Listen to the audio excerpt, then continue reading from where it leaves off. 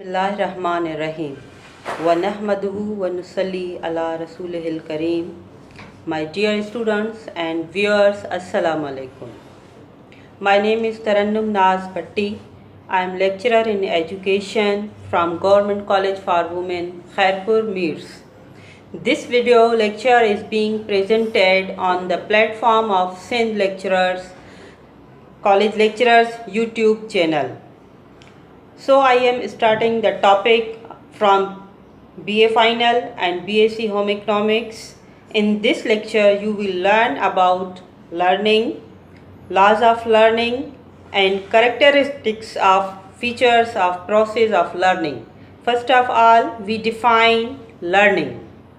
Learning is the process of modification of human behavior through experience and training. The change that takes place in the learner is manifested in the form of a habit, outlook, attitude, skills, understand, knowledge, mastery and insight, etc.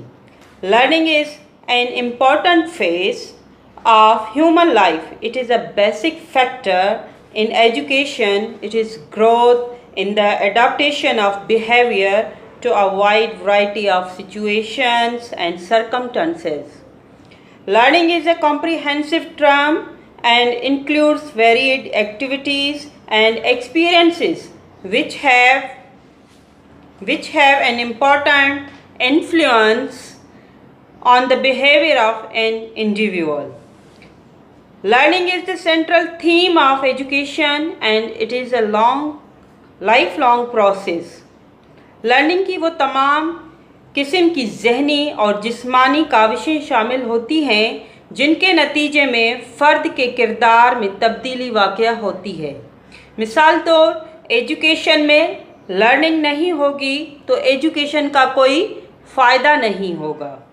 ये जो मैं आपको पढ़ा रही हूँ और आपको समझा रही हूँ तो और आप समझेंगे नहीं तो मेरे पढ़ाने का कोई फ़ायदा नहीं है।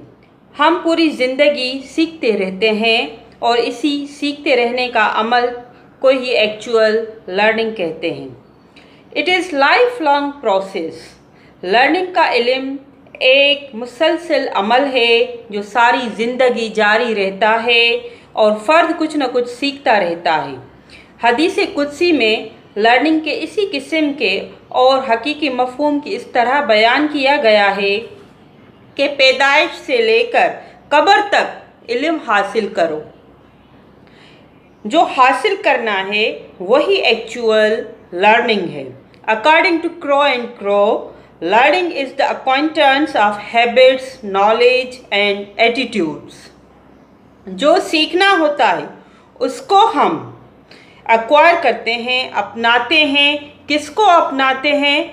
हैबिट्स को, नॉलेज को और रवैयों को, एटीट्यूड्स को एक्वायर करते हैं। तो उस प्रोसेस को हम लर्निंग कहते हैं।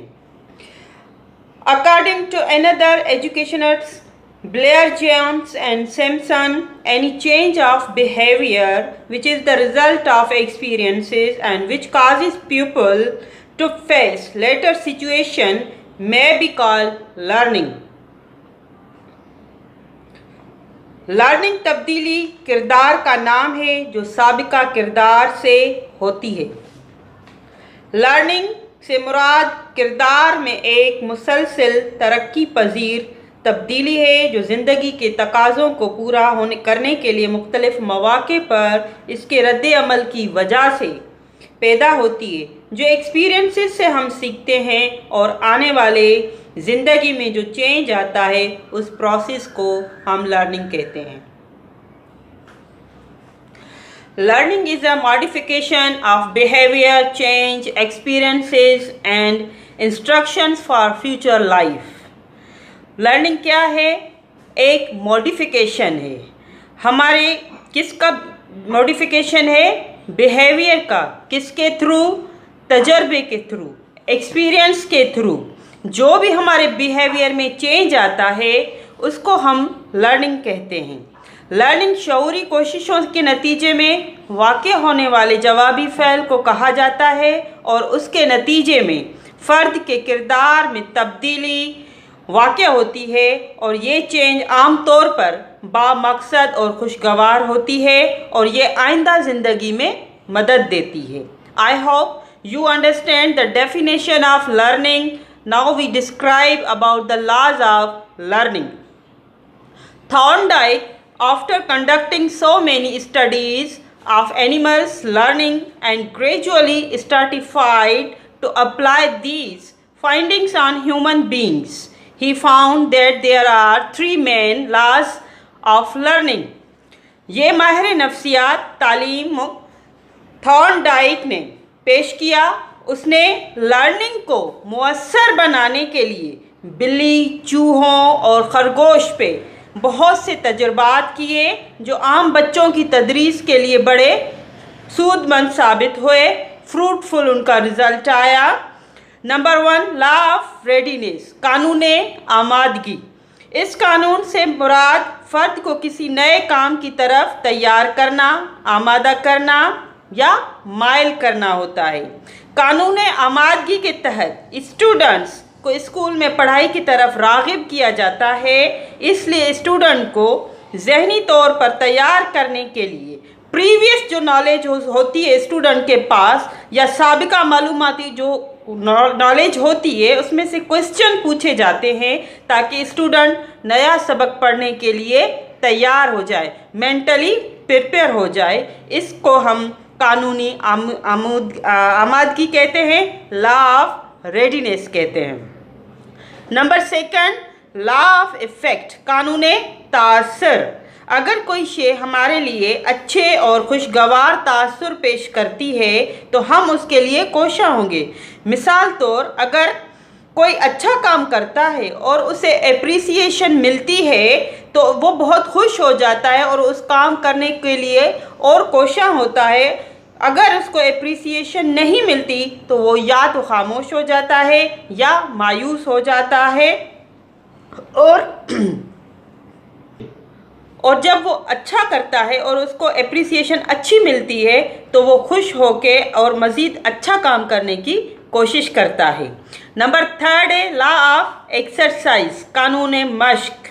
एक्सरसाइज के नतीजे में सीखी हुई चीज़ें ज़िंदगी में काफ़ी अरसे तक यादगार रहती हैं और कोई भी काम हम जितना करेंगे उतना हम जल्दी सीख जाएंगे क्योंकि practice makes a man perfect. Law of exercise have 2 parts, A, law of use, second law of disuse. Law of use क्या होता है? लॉ ऑफ यूज़ में जो हम पढ़ते हैं वो हमें बहुत देर तक याद रहता है, भूलते नहीं, मतलब फुली कंसंट्रेशन के साथ पढ़ते हैं, साजगार माहौल में पढ़ते हैं, पुरसुकून होके पढ़ते हैं, पूरी तवज्जो के साथ पढ़ते हैं तो वो उसमें हम फिर कभी हमसे वो भूल नहीं पाते। अगर भूल भी जाते हैं तो मगर फिर भी उनकी जो मेन हेडलाइंस होती हैं वो हमें ज़रूर याद रहती हैं। और लॉ ऑफ डिसयूज़ में क्या होता है? इसका मतलब है कि हम कंसंट्रेशन नहीं करते, शोर शराबे वाली जगह पर हम पढ़ते हैं, बहुत सारे लोगों के दरमियान पढ़ते हैं तो वो हमारा माइंड जो होता है वो हम नहीं बना पाते और उसमें जो पढ़ते हैं और कुछ याद करते हैं तो वो हमें याद नहीं रहता, वो हम भूल जाते हैं और इसका ये पायदार नहीं होता हमारा। लॉ ऑफ डिसयूज़ में now we come on the characteristics or features of process of learning. Number 1, learning is adjustment. क्या है वे? फ़र्द मालूमात, इंफॉर्मेशन, स्किल्स, टेक्निक सीखने के बाद ही नए माहौल और नए लोगों के साथ एडजस्ट करता है, मुताबिकत पैदा करता है। नंबर 2 है लर्निंग इज़ पर्पसिव। कोई भी काम बग़ैर मकसद के मुकम्मल नहीं होता, लर्निंग के लिए मकसद का होना लाजमी होता है। Number 3, learning is continuous process. Learning के अमल में मुसलसल कोशिश करना ज़रूरी होता है। Number 4, learning is creative. Learning की वजह से नए नए तरीक़ों से काम लिया जाता है। Number 5, learning is development. Human growth and development में भी बग़ैर लर्निंग के पाया तकमील नहीं होती। नंबर 6 है लर्निंग इज यूनिवर्सल। बच्चा इस दुनिया में आने के बाद फितरी इर्तिकाई अमल से गुजरता है। वो एकदम बच्चा जवान या बूढ़ा नहीं होता। ये तजुर्बात के साथ, वक्त के साथ आहिस्ता आहिस्ता मदद से सीखता रहता है। Learning is transferable. ये एक इंसान से दूसरे इंसान में मुंतकिल होती है। जिस तरह से हमने अपने टीचर से पढ़ा, हमने अपने बड़ों से सीखा, या जिस तरह आज मैं आपको पढ़ा रही हूँ, समझा रही हूँ और आप वो समझ रहे हैं, पढ़ रहे हैं, ये जो ट्रांसफ़र है, एक से दूसरे में ट्रांसफ़र होना, इसी को हम लर्निंग कहते हैं। Then learning is a process which has 4 parts: need, goal, adjustment and the change. Need क्या है? ये आपकी ज़रूरत है। अब ज़रूरत क्या है कि आपको, अगर मिसाल के तौर पर आपको कॉलेज जाना है या स्कूल जाना है या किसी पार्टी में आपको कहीं जाना है, तो आप किस तरह से जाएंगे? आपको उसके जाने के लिए ट्रांसपोर्ट चाहिए, गाड़ी चाहिए या कोई भी एनी व्हीकल चाहिए जो आपकी उस वक्त की ज़रूरत है, तो आप उसको अवेल करेंगे। उसके बाद गोल है, मकसद है। मकसद क्या है आपका? वहाँ पहुँचना, या अपना आपका जो लाइफ में मकसद है कि मुझे डॉक्टर बनना है, इंजीनियर बनना है, टीचर बनना है, और जो आपका मकसद आपका उसी पे फोकस करना होता है। देन सी है एडजस्टमेंट। एडजस्टमेंट जो है, जब तक आप उस माहौल में मुताबिकत नहीं करेंगे, मतलब अपने आप को उसमें नहीं ढालेंगे, तो एडजस्ट नहीं हो पाएंगे आप। एंड डी है चेंज। चेंज क्या है? Change is learning. आपकी वो लर्निंग होगी जो आप सीख चुके होंगे, उस सारे प्रोसेस जो आप गुजरे हैं, तो वो आपकी लर्निंग थी। नंबर 9 है learning is a 3 types of learning: a cognitive, b affective, c cognitive. अब कॉग्निटिव क्या है? ये एक महारत है, स्किल है। मिसाल तौर पे एक स्टोरी पढ़ता है और इस स्टोरी को अपने ही लफ्ज़ों में बयान करता है, जैसे राइटर, पोएट, उनके उस महारत, स्किल्स को, जो उसके बयान करने में उनकी अपने लफ्ज़ों की महारत होती है, उसे हम कॉग्निटिव करते हैं।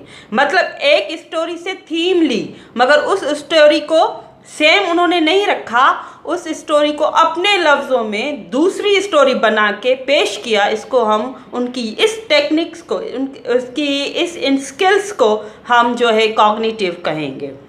बी है affective.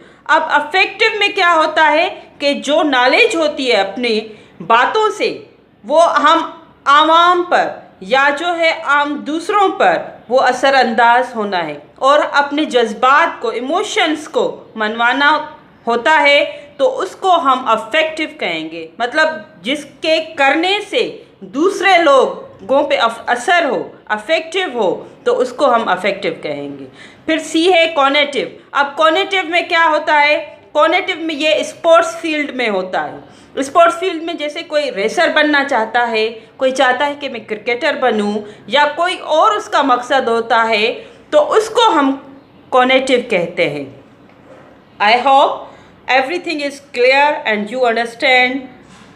If you have any question, you may ask. My email address show in the end of lecture. Thanks for watching my video.